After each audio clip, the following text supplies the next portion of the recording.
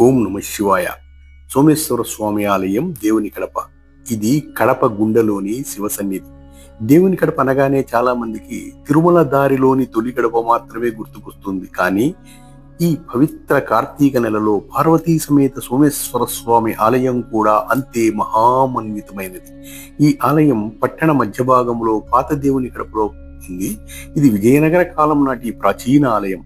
అద్భుతమైన శిల్పకళతో శివ ఆరాధన సాంప్రదాయాలతో ప్రసిద్ధి పొందింది.